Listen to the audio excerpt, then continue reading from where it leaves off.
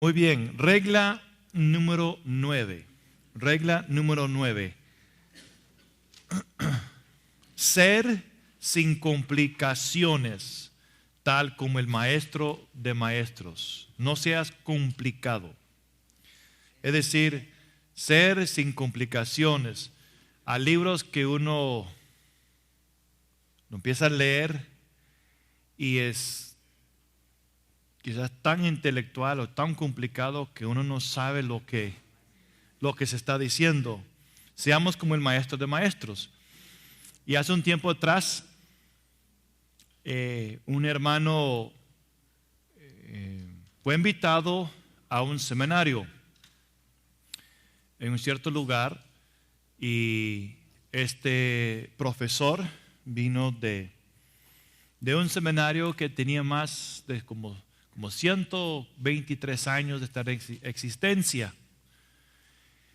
Y entonces, no me acuerdo qué estaba enseñando en esos días, pero yo le pregunté al hermano, ¿y cómo le fue? Dice, hermano, no capté nada.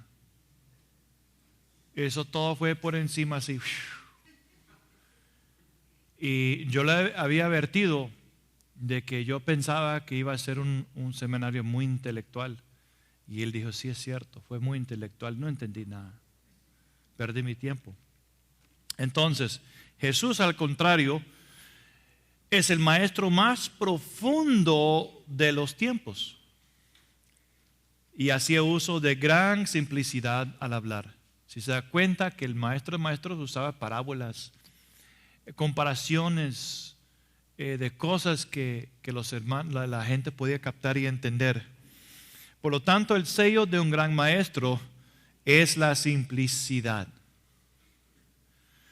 Y él tomó lo que es complejo o difícil para entender y lo hizo fácil de entender para sus estudiantes o oyentes.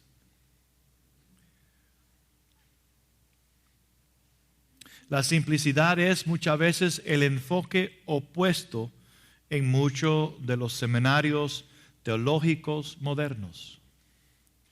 Ya allí usan palabras y términos complicados que solo un grupo de élite puede apreciar. ¿Y cómo estamos estudiando? ¿Cómo interpretar la Biblia? ¿Cuál debe ser la meta entonces del intérprete? Y es ser muy sencillo. El intérprete debe hacer su tema claro, simple y tan aperceptible en verdad que las personas comunes y corrientes puedan recibir y poner en práctica. El reino de Dios, Pablo dijo que son los pobres que Dios ha dado el reino, y son los pobres que tienen mucha fe. O sea, muchos de la gente que Jesús enseñó era gente del campo.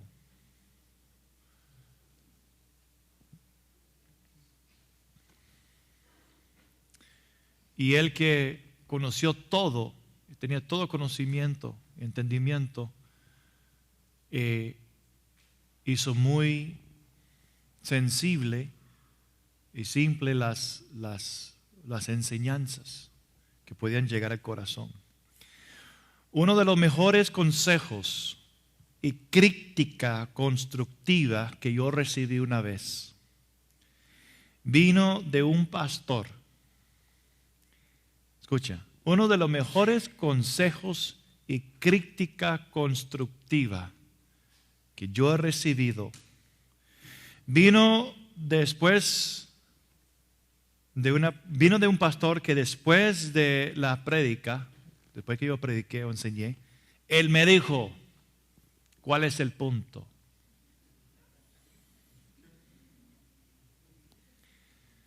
Él siguió diciéndome, yo siempre me hago esta pregunta cuando estoy preparando una prédica. ¿Cuál es el punto? Sí, fue lastimado mi orgullo. Pero también yo estaba muy agradecido que este hermano, pastor, sintió la confianza de decirme la verdad y ayudarme a madurar como predicador. Aprendamos entonces una importante lección del más grande maestro de todos los tiempos. Su estilo era sobrenaturalmente simple. Él es Emmanuel, Dios en la carne, el alto y sublime, pero también que habita con los humildes y quebrantos de espíritu. Él, que es el Verbo, Cristo, enseñó usando unas 600 palabras de vocabulario, y ninguna de sus palabras es difícil de entender. Como discípulos de Cristo debemos evitarnos caer en la trampa del intelectualismo y hablemos directamente al corazón. El intelectualismo es la mentalidad de los escribas y doctores de la ley, pero es un espíritu que se opone a Cristo y anubla las escrituras. Entonces vamos ahora a regla número 10. Regla número 10, no seamos como los escribas. No seamos como los escribas. En Mateo 7, 28 y 29 dice: cuando Jesús terminó estas palabras, las multitudes se admiraban de su enseñanza. Versículo 29, porque les enseñaba como uno que tiene autoridad y no como sus escribas. Entonces, ¿cuál es la diferencia entre la manera como Jesús enseñó y cómo enseñó los escribas? Los escribas estaban muy versados en las diferentes escuelas de pensamiento y en todos los asuntos debatibles de la época. Y todos los alumnos de las escuelas rabínicas en Jerusalén enseñaban a sus jóvenes maestros a debatir. Y esta manera de debatir, o este espíritu de debate, es visto en Pablo, recién convertido, quien fue entrando en Jerusalén. Y en Hechos 9:29 dice: también hablaba y discutía con los judíos helenistas. Sin embargo, Jesús, el maestro de maestros, nunca debatió ni expuso los diferentes puntos de vista, como hizo los escribas y fariseos, los escribas. Por ejemplo, Jesús nunca dijo: este es el punto de vista alegórico, este es el punto de vista literal, o este es el histórico. Yo recuerdo una materia bíblica que tuve que estudiar en la universidad. Y el profesor presentó muchas diferentes perspectivas. Esto es una clase, digamos, teológico.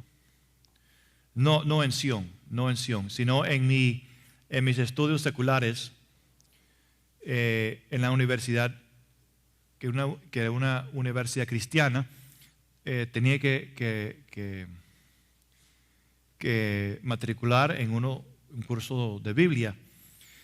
Y entonces este profesor ofreció muchas diferentes perspectivas o puntos, pero nunca presentó, la verdad, cómo llegar a Cristo. Se mencionó tanto diferentes puntos y perspectivas, pero nunca la verdad, cómo llegar a Cristo.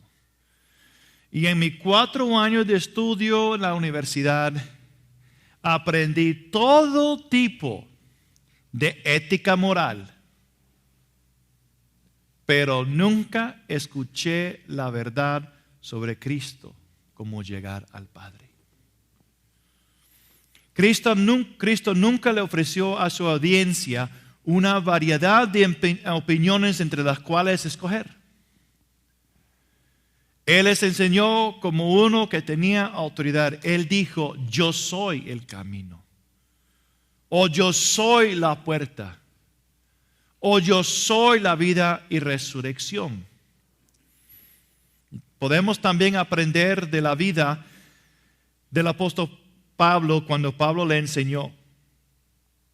¿Cómo Pablo le enseñó? Pablo nos dio diferentes puntos de vista o diferentes caminos a Dios. Y a Timoteo le fueron aseguradas las cosas que había aprendido de Pablo. En 2 Timoteo 3:14, él dijo, tú, Timoteo, sin embargo, persiste en las cosas que has aprendido y de las cuales te convenciste, sabiendo de quiénes las has aprendido. El apóstol Pablo nunca impartió un espíritu de titubeo o de indecisión. No es necesario examinar cuidadosamente ni ahondar en todos los puntos de vista conflictivos de la teología. Es increíble para mí cómo hay en los Estados Unidos, entre iglesias, en universidades, debates, escuchen, debates o, comillas, consejos de investigación sobre temas como el homosexualismo. Si dos hombres deben hacer votos de matrimonio o no. Es increíble cómo iglesia tras iglesia está cayendo ante un gran tsunami espiritual de presión que viene del mundo o del gobierno o de la sociedad en general. Y lo que antes era abominable o decir tabú es ahora aceptable. No es la culpa del mundo. El mundo ya está perdido, hermanos, y lejos de Dios, pero es la culpa de la iglesia, de los líderes que no han podido aguantar la presión social o la presión de los medios de comunicación, que muchas veces incitan a diversos grupos de personas de levantarse en contra de alguien. Principalmente aquellos que toman una posición bíblica, aliándose con la palabra de Dios. Ahora, Natán, el profeta, reprendió a David por el pecado que él cometió contra Urías y con Betsabé, diciéndole en 2 Samuel 12:9. Él dijo, ¿por qué has despreciado la palabra del Señor? ¿Por qué has despreciado la palabra del Señor, haciendo lo malo a sus ojos? Luego en versículo 10, él dice, me has despreciado. O sea, hablando del Señor. Noten la relación entre despreciando al Señor y sus mandamientos, su palabra. Por lo tanto, cuando una iglesia o un pastor, una nación, un pueblo, una persona ignoren la palabra de Dios, ellos muestran desprecio hacia Él. Y para finalizar, no desperdicie su tiempo familiarizándose con los puntos de vista errados o profundizarse en diferentes filosofías o religiones. Al contrario, debemos profundizarnos en la palabra de Dios. En Salmos 91, versículo 4, dice, escudo y adarga es su verdad. Ahora, los cajeros de los bancos son entrenados a reconocer los billetes verdaderos para poder discernir los falsos. Y también ahora bueno, sí existe, pero no está en circulación el dólar de moneda hecho de plata. Pero sí existen algunos. Pero cuando eso estaba vigente, la esposa de Pastor Bailey trabajó en un banco un tiempo. Y entonces, parte de su trabajo como cajera era discernir entre lo que era la moneda falsa y la moneda genuina. Yo no tengo aquí una moneda.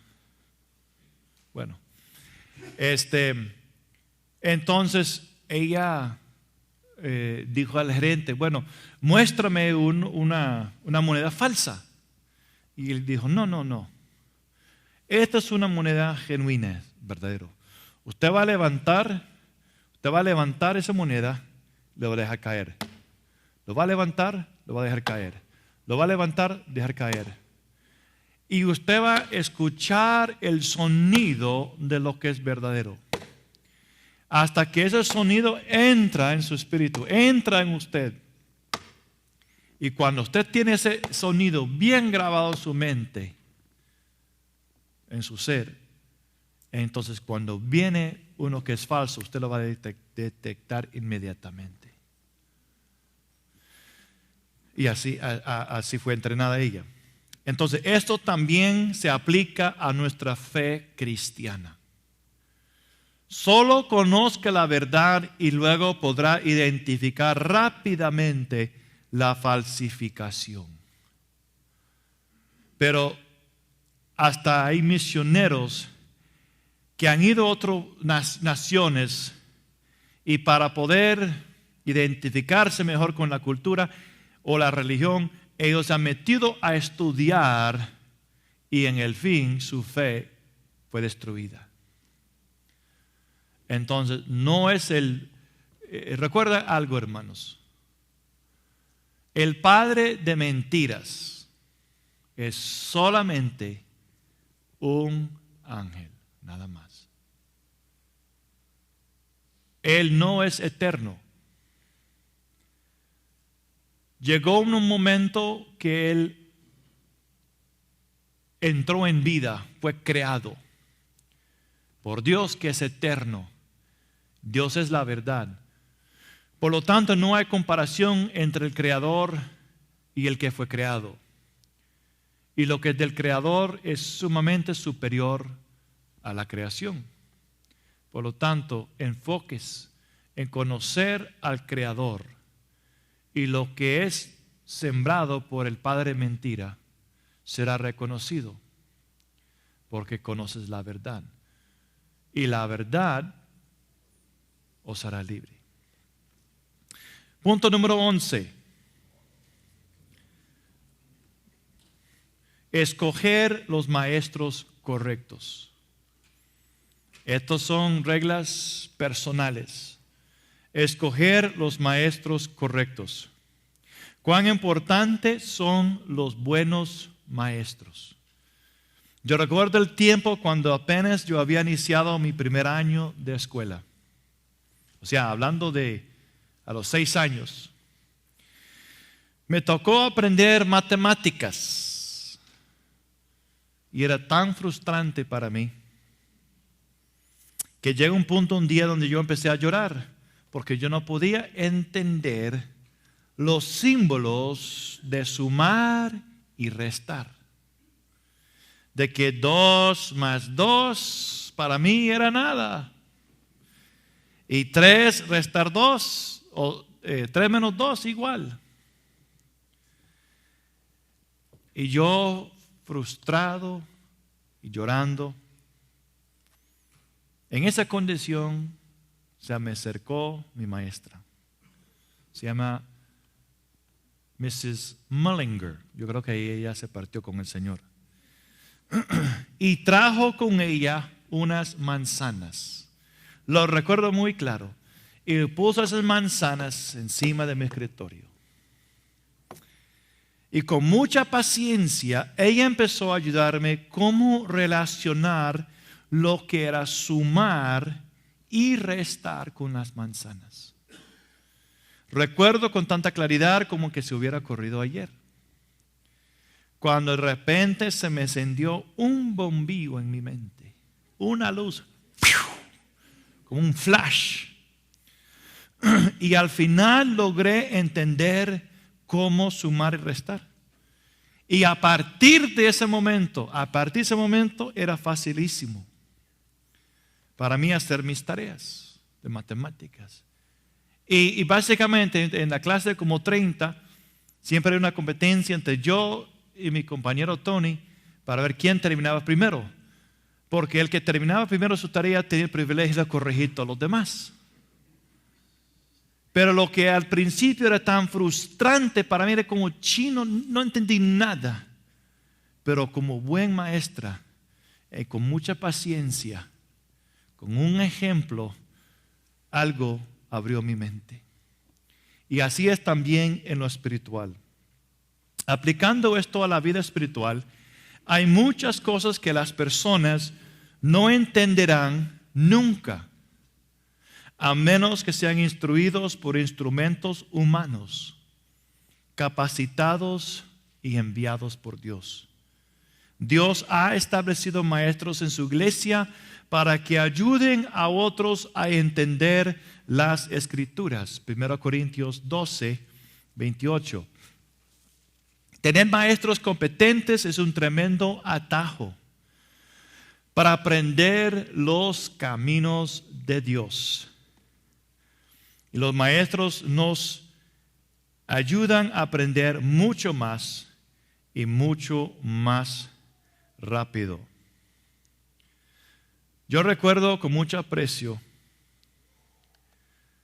los 2 años que yo estuve estudiando en Sion, en Waverly, Nueva York, recibiendo un buen lavamiento de la palabra de Dios por medio de excelentísimos maestros como el Dr. Brian Bailey, el Dr. Paul Karam, el Pastor Dan Gazaway y otros.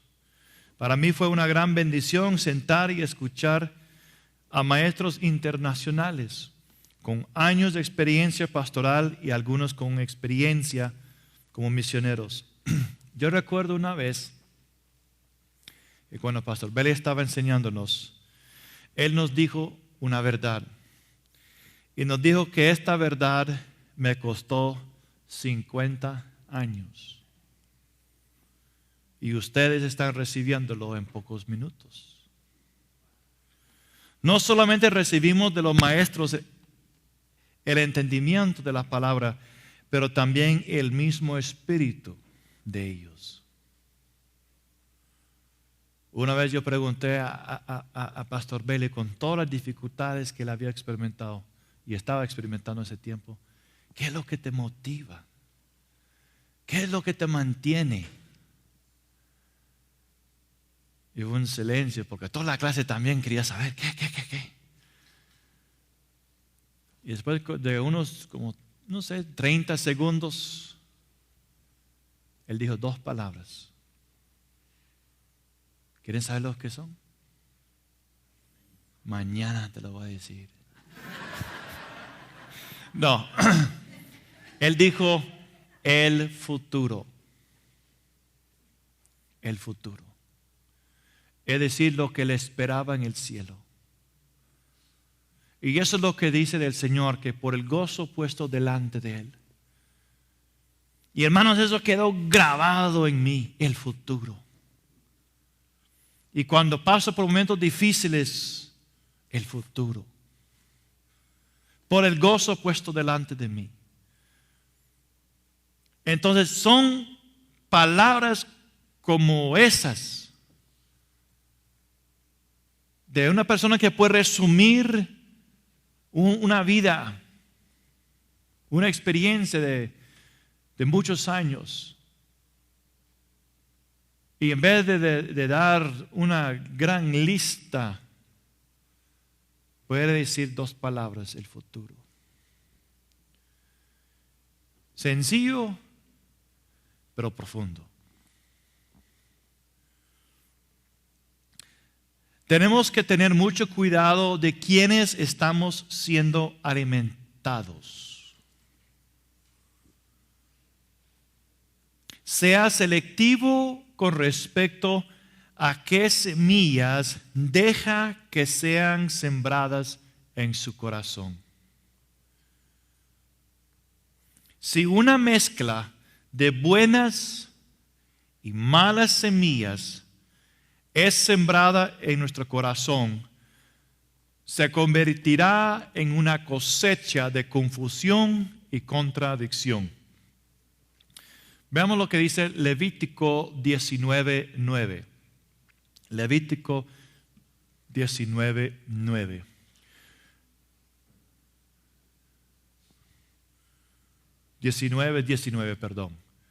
Levítico 19:19. Ahí está. Tu campo no sembrarás con mezcla de semillas. Ahora, eso fue una ley natural, pero ¿por qué no se puede sembrar el maíz con los frijoles? No, pero la aplicación espiritual es esto. Porque si hay diferentes semillas o diferentes visiones o diferentes direcciones siendo sembradas, eso va a traer confusión. En Hechos 8, 28 a 31, tenemos el relato del etíope y Felipe. Un día un hombre de Etiopía estaba sentado en su carro leyendo en voz alta del libro del profeta Isaías. Y Felipe le preguntó: ¿entiendes lo que lees? El etíope respondió: ¿y cómo podré si alguno no me enseñare? Luego invitó a Felipe a que se subiera a su carro, y Felipe empezó a exponer a Cristo usando esos pasajes en Isaías. Eso está en Hechos 8:35. Entonces, este relato es una lección divina acerca de la importancia de los maestros. ¿Y cómo podré entender, él dijo, si alguno no me enseñare? No es bíblico pensar que podemos aprenderlo todo solo, sin la ayuda de otros. Entonces yo quisiera repetir una vez más algo que yo ya mencioné. Y es cuando tenemos maestros competentes, ellos son un tremendo atajo para ayudarnos a aprender los caminos de Dios. Y estos tipos de maestros nos ayudan a aprender mucho más y mucho más rápido. Recuerdo escuchando esta frase y siempre se ha quedado conmigo. Mi techo espiritual debe ser su piso espiritual. Luego se repite: el techo espiritual de mi alumno debe ser el piso espiritual del alumno de él. Y un día, uno de los hermanos de la iglesia, que es como un hijo espiritual, es un hijo espiritual, compartió esto, pero lo dijo de una manera tan lindo y tan bonito. Él dijo: una vez el pastor nos dijo de que el techo espiritual de él debe ser mi piso espiritual, y luego lo que es mi techo espiritual debe ser el piso espiritual de mi hijo. Entonces él dijo: tengo que tener mucho cuidado de que mi techo espiritual no es de hojas. Y hay una verdad muy importante ahí, hermanos. Es decir, si su techo espiritual no puede soportar el peso, y eso es su piso para su hijo, él va a caer y tropezar. Entonces nuestro techo espiritual tiene que ser sólido para que nuestros hijos tienen un cimiento, un piso bien firme. Me gustó mucho eso. A veces son palabras tan sencillas como esa, pero trae mucha verdad. Trae mucha verdad. No queremos que nuestro techo espiritual sea como hojas. Aquí hay casas que se construyen con hojas. ¿Sí? Ahí donde yo vivo es la casa típica, es de hojas. Y usted no puede parar encima del techo, se cae. Se va para, se hunde. Entonces, eso me impactó mucho. Es algo muy sencillo, pero tiene mucha verdad. No es solo tener un techo. Y esos techos de hojas, el agua no puede penetrar, pero tampoco no puede soportar peso. No puedes usarlos como piso. Entonces, en lo espiritual es así, también tiene que ser. Y quizás la prueba de que si nuestro techo espiritual es de buena calidad es si nuestra descendencia tiene algo firme para parar encima. Y en los tiempos difíciles de presión, ellos pueden ser soportados. Regla número 12. La importancia, nos faltan 4 más. La importancia de tener el temor del Señor. La importancia de tener el temor del Señor. Este es el principio de la sabiduría y el entendimiento. El temor del Señor es una unción. Y en verdad es uno de los 7 espíritus del Señor mencionado en Isaías 11, versículo 2. Salmos 19, 9 dice que el temor de Jehová es limpio. El término limpio literalmente quiere decir que limpia. Que limpia. El temor de Jehová limpia.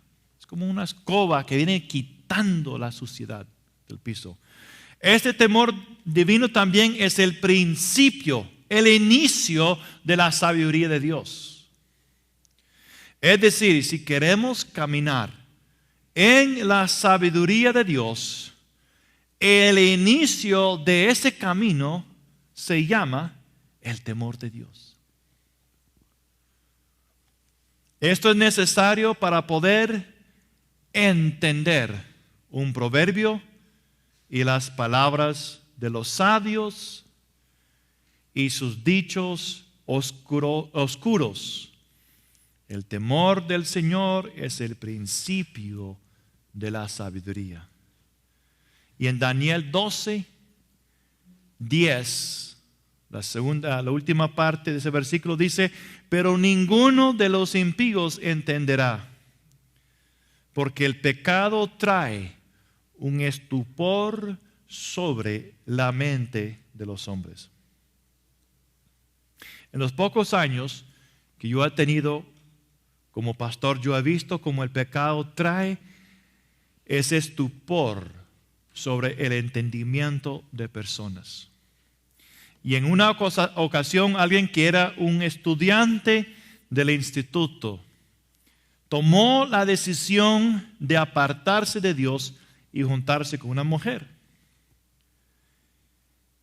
Yo pude percibir cuando hablé con esta persona un estupor, es decir, una nube que afectó su discernimiento, que afectó su razón.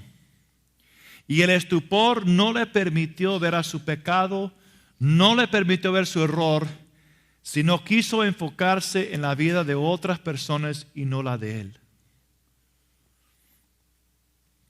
José, el hijo de Jacob, poseía el temor de Dios. Él huyó de la tentación y fue guardado limpio. En Génesis, eso se ve en Génesis 39, versículos 11 al 13 y 42, 18. El temor del Señor guarda a los creyentes de descarriarse. Jeremías 32, 40. Jeremías 32, 40. Y haré con ellos pacto eterno que no me volveré atrás de hacerles bien, y pondré mi temor en el corazón de ellos para que no se aparten de mí. Gloria a Dios. Es una promesa del Señor y debemos pedirle a Él que nos dé ese, que Él cumple con eso en nosotros. Regla número 13. Buscar una relación íntima. Buscar una relación íntima, que es el secreto para recibir revelación. Yo recuerdo con mucho agrado un periodo de tiempo durante mis últimos meses de estudios en la universidad. No hablando de Sion, esto fue mucho antes de Sion. Después de mis clases, yo me retiraba a un centro de retiro que estaba ubicado en la cima de una colina que pertenecía a la propiedad de la escuela, de la universidad. Y ahí yo pasé horas y horas cada día y fines de semana buscando al Señor en oración, ayuno y adoración. Eso fue por un periodo como 4 meses. Y fue en ese tiempo que el Señor me mostró cosas a través de sueños y en su palabra. Fue tiempos muy, muy lindo de intimidad, cuando aún escuché audiblemente la voz de Dios. Y en las horas que yo estaba ahí buscando al Señor, adorando, solo adorando, leyendo, orando, y a veces me postré en el piso y me dormí. Y en eso tuve sueños. El Señor me daba sueños. Y a veces, una vez yo me recuerdo muy bien que yo sentía muy contaminado, muy sucio. Entonces yo subí a ese lugar, estuve con el Señor y me postré en el suelo y dormí. Y en el sueño soñé y yo vi a mi persona. Y yo vi que ella tenía una túnica blanca, pero esa túnica estaba manchada. Y mi rostro estaba muy triste. Y como otra escena, luego yo vi a mi persona en una túnica blanca, pero resplandeciente, limpia y con una gran sonrisa. Y yo vi al par mío, y no pude ver toda la persona, pero había otros hombres ahí. No pude ver rostro, solo parte así, como que solo esta parte. Y pude ver también su túnica limpia y blanco resplandeciente.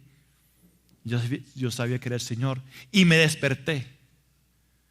Y cuando yo desperté, yo sentí una alegría, una limpieza, sentí nuevo.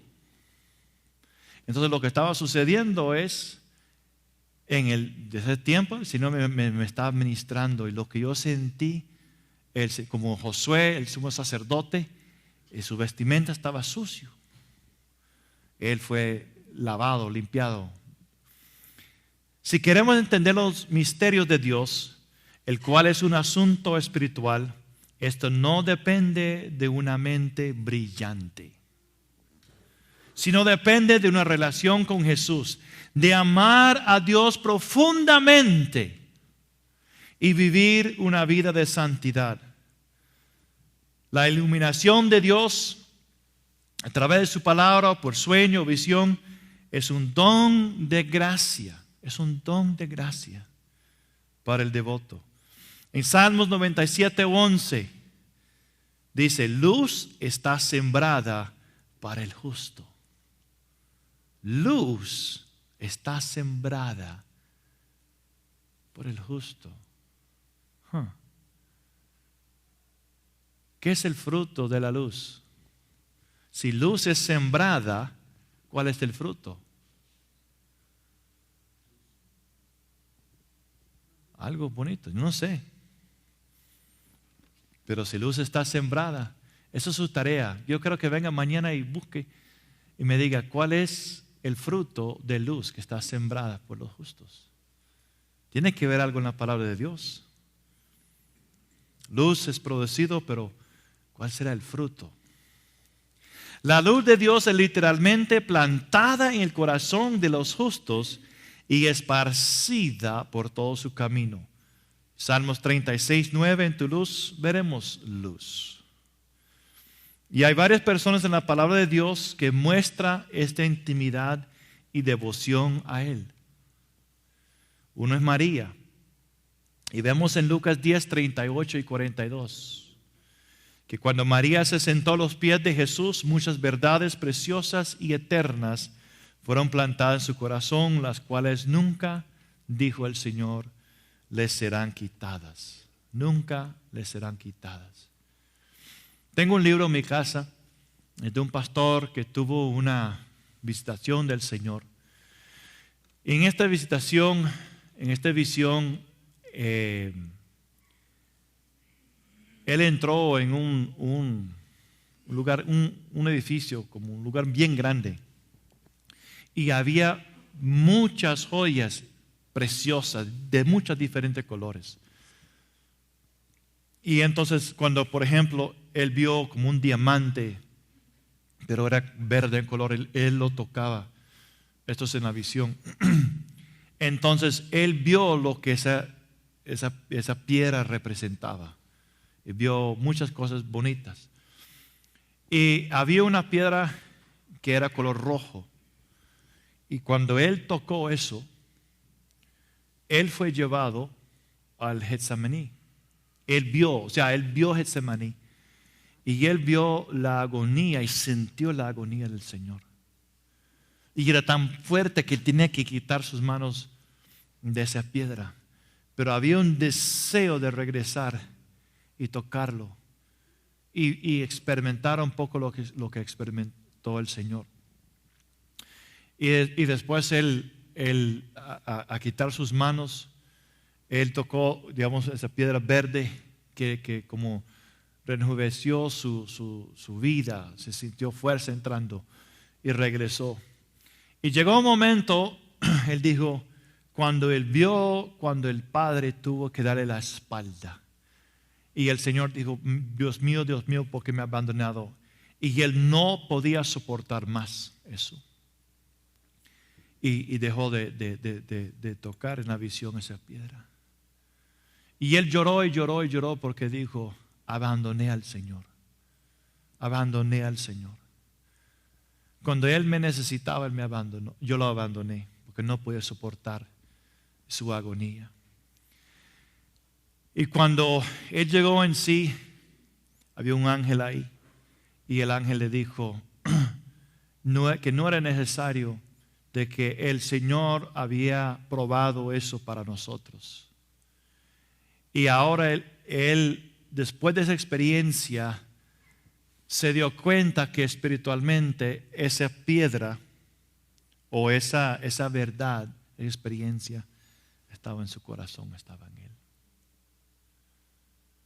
Entonces, hay verdades preciosas que el Señor quiere plantar y poner en nuestras vidas. Por eso Isaías 45, versículo 3. Y te daré los tesoros escondidos y los secretos muy guardados. Hay tesoros y secretos escondidos muy guardados, pero hay que pagar un precio para que sean nuestras, .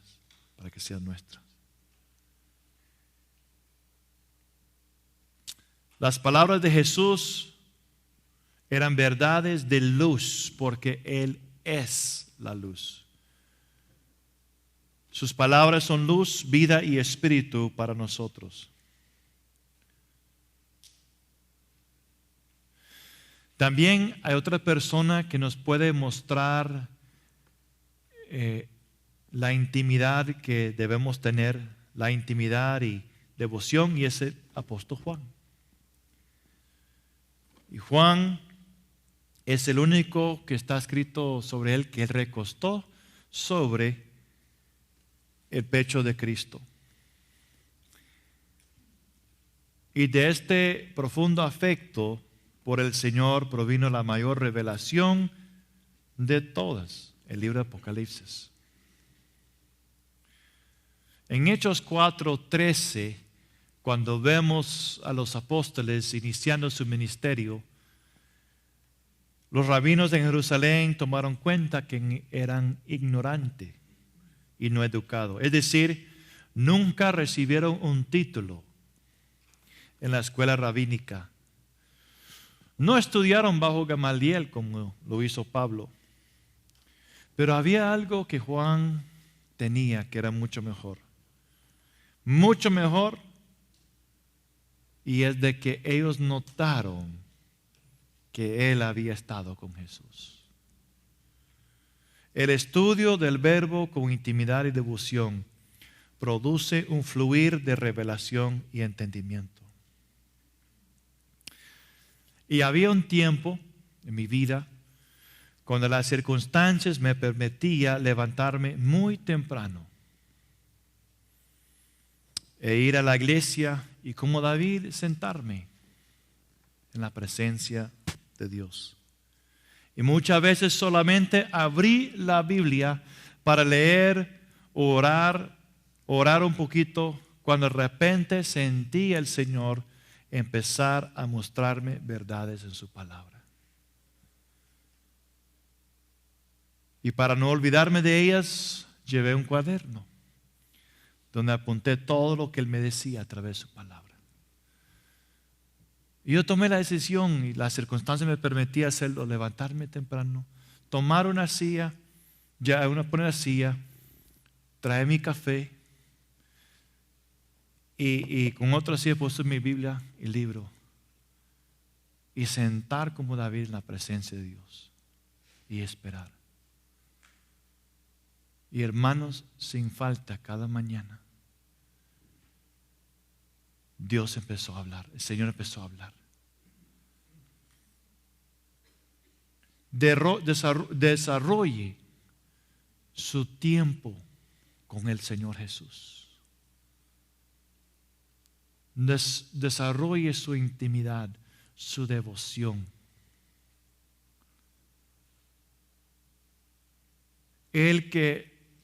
Hay un versículo, hermano, en Hebreos 11.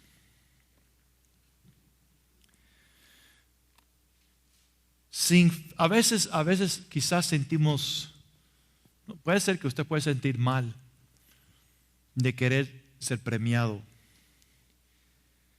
Pero la palabra de Dios dice en Hebreos 11:6, sin fe es imposible agradar a Dios, porque es necesario que el que se acerca a Dios crea que le hay y que es galardonador de los que le buscan. O sea, no solo creer que existe, pero que Él quiere recompensar su búsqueda de Él. Y hermanos, si usted entra con esa confianza en su presencia, el Señor le va a hablar. Regla número 14. Y dos más. Preparar el corazón es más importante que cultivar el intelecto. Preparar su corazón es más importante que cultivar el intelecto. Ahora, como hemos visto en estos principios, en estas reglas, un corazón suave y obediente es de gran importancia en nuestra habilidad de interpretar correctamente las Escrituras. Y la preparación del corazón, más que una preparación intelectual, es crucial. Y el modelo y ejemplo para nosotros en esto es el sacerdote Esdras. Esdras era un escriba, un sacerdote, un intercesor y un maestro. Pero sobre todo Esdras era un hombre con una relación de corazón con Dios. Entonces, observamos lo que Dios dice de Esdras. Vamos a ver lo que Dios dice. Él es uno de los maestros más grandes de la historia. Alguien que aún los judíos reconocen o reconocieron como el segundo Moisés. Entonces, en Esdras 7:10 dice, Esdras, esto es el Espíritu Santo, Esdras había preparado su corazón para inquirir la ley de Jehová y para cumplirla. Entonces, primero preparó su corazón. Seguro, quería estar seguro que todo estaba bien entre él y Dios, que su corazón estaba abierto. Y luego inquirir la ley y con el propósito de no solo inquirir y buscar e investigar, pero cumplir. Entonces un corazón preparado es un corazón dispuesto a cumplir. Y luego para enseñar en Israel sus estatutos y decretos. Veamos aquí el orden que nos muestre el Espíritu Santo. Primero, Esdras preparó su corazón y no su mente. Él preparó su corazón para buscar la ley del Señor, para obedecerla y luego para enseñarla. Y esto es aún más importante que cultivar el intelecto. Y Esdras mostró sabiduría cuando él primero preparó su corazón. Esto es quizás semejante al granero que primero ara la tierra y luego la siembra. Y Esdras buscó a Dios para entender la ley y después la practicó y luego la enseñó. Entonces, lo que el Espíritu Santo quiere enseñarnos es que Esdras era un hombre de relación con Dios. Un hombre de relación con Dios.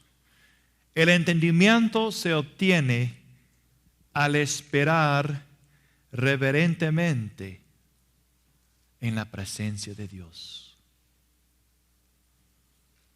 El entendimiento se obtiene al esperar reverentemente en la presencia de Dios. Así como David tomó el tiempo solamente para sentar en su presencia y tener abiertos sus oídos para escuchar la voz de Dios. Así también debemos nosotros tener este cimiento espiritual que es tan esencial y clave para el ministerio. Porque una relación de dulce amistad con Dios y una vida obediente son claves vitales para recibir revelación. Regla número 15. Conocer el autor de las Escrituras y entender su carácter.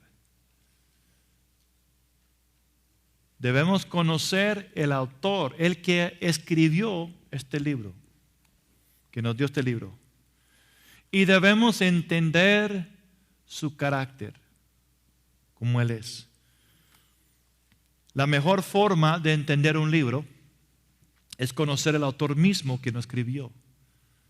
Por eso el libro de Eclesiastés no se entiende bien a menos que se entiende dónde está el autor, el predicador, su condición espiritual. Por ejemplo, si uno estudia la vida de Adolf Hitler, uno puede entender más su libro Mein Kampf. Del punto espiritual, esto es especialmente verdadero acerca del libro de Dios, la palabra de Dios, la Biblia. Porque es escrito por más de 40 diferentes autores, pero inspirado por el mismo autor, el Espíritu de Dios. Es decir, 40 escritores fueron dirigidos, guiados, inspirados por el mismo autor. Por lo tanto, el Espíritu Santo es el único que nos puede dar las claves para entender la interpretación verdadera. Por tanto, debemos conocer al autor de la Biblia y debemos conocer su carácter. Hermanos, yo hace unos meses atrás di la clase de evangelios sinópticos. Y hermanos, hay algo especial en los evangelios, Mateo, Marcos, Lucas y Juan. Porque no solamente son las palabras de Jesús que se ve y lo que hizo el Señor, pero en estudiar los evangelios uno puede empezar a ver también el carácter, el corazón de Jesús. Y hay mucha sabiduría en estudiar los evangelios, porque Él es nuestro modelo. Y podemos ver el espíritu del Señor. Por ejemplo, algo que ya les mencioné anoche, de los hijos de trueno, Jacobo y Santiago, que querían llamar fuego del cielo. No, James y John. Juan y Santiago, Juan y Jacobo, que querían llamar fuego del cielo, y el Señor dijo: no sabes de qué espíritu sois. El Hijo de Dios no ha venido a destruir, sino a salvar. Entonces vemos que la misión del Señor en cualquier circunstancia era siempre a salvar y no destruir. Y si meditamos en esa verdad, hermanos, eso nos va a ayudar aún cuando enfrentamos enemigos o enemigos se enfrentan con nosotros. En vez de tener ese espíritu que quiere destruir, viendo el carácter de Cristo y pidiendo eso en nuestra vida, podamos entonces responder como el Señor y buscar cómo aún a salvar a nuestros enemigos. Yo puedo decirles, hermanos, que nunca en mi vida he tenido un enemigo hasta que yo llegué a Costa Rica. Y hay un señor que literalmente me aborrece y me odia. Tanto de que unos hermanos me llamaron un día para advertirme del daño que pueda suceder si una situación no cambiaría. Y yo no sabía nada, pero esta persona los llamó y dijo: dile, y dijo un montón de palabras groseras, esto así, así, así, así, así. Y ellos estaban tan asustados que temían por mi vida. Entonces, yo he escrito cartas. Yo he intentado de comunicarme con esta persona con el fin y el propósito de ayudarlo. Yo oro por esta persona. Entonces, viendo el espíritu y carácter de Cristo, nos va a moldear, nos va a formar nuestra mente, nuestro espíritu. Entonces, en conocer su carácter y su naturaleza, nuestras doctrinas y convicciones se volverán vivamente claras. Viendo el carácter y la naturaleza inmutable del Señor, nuestras doctrinas y convicciones se volverán vivamente claras. Un ejemplo de conocer el carácter de Dios es en Romanos 11:22. Tenemos la bondad de Dios o el amor, pero también la severidad o el juez. En cuanto más entendemos la persona o el autor, su carácter, su naturaleza, más mejor entenderemos su palabra. ¿Sabías, hermanos, que la palabra de Dios, que las palabras del Señor son sus pensamientos comunicados a nosotros por medio de sus profetas, y luego esos pensamientos fueron escritos para beneficio nuestro? Otro aspecto de Dios es que Él y su carácter son inmutables, es decir, no cambian. Dios es el mismo hoy, ayer, hoy y para siempre. Él no cambia. Con el Señor no hay mudanza ni sombra de variación. Y a veces personas tienen una percepción de Dios como un Dios de ira y castigo en el Antiguo Testamento, pero con la venida de Cristo Dios se volvió más misericordioso en la era del Nuevo Testamento.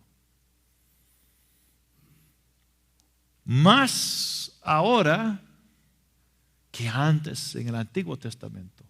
Pero no, eso es imposible. El Señor no aprendió nada nuevo. De la eternidad a la eternidad, Él es el mismo Dios en palabra y en carácter, y Él no cambia. Ese Dios de juicio en el Antiguo Testamento, en el Viejo Pacto, es el mismo hoy. Lo que sucede ahora es, con el Nuevo Pacto, Él muestra mucha longanimidad y llámanos a arrepentimiento. Y da tiempo para que se arrepiente alguien. Aun cuando Él tomó un cuerpo, Él siguió siendo Dios.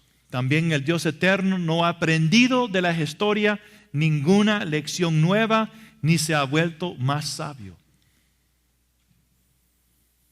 Él nunca ha cometido un error. Él ya conoce el fin desde el principio. Entonces, ¿saben, hermanos, que Él nos dice: ups,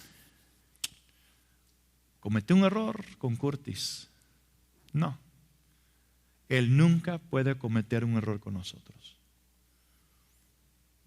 Cuando entendemos que el carácter de Dios es inmutable y no cambiante, todas nuestras enseñanzas también serán claras, muy claras. No veremos a Dios en el Nuevo Testamento como alguien que ha mejorado su récord y su historia en el Antiguo Testamento. Recuerde que el carácter de Dios no ha cambiado desde la caída de Lucifer o Lucero.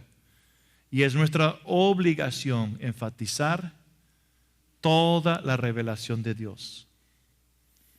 Y si predicamos solo una parte de la verdad, entonces seremos un testigo falso de Dios.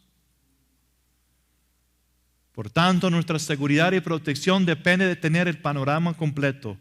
Las conclusiones y convicciones de un maestro nunca deben estar basadas en solamente un versículo o en algún solo pasaje de la Escritura. Si un concepto es verdadero, estará apoyado en el Pentateuco, en los profetas, los salmos y muchos otros lugares en la Escritura. Y no será contradicho por otros versículos. Cuando una verdad es interpretada correctamente, esta debe fluir desde Génesis hasta Apocalipsis. Y se cambió el color de la luz a rojo.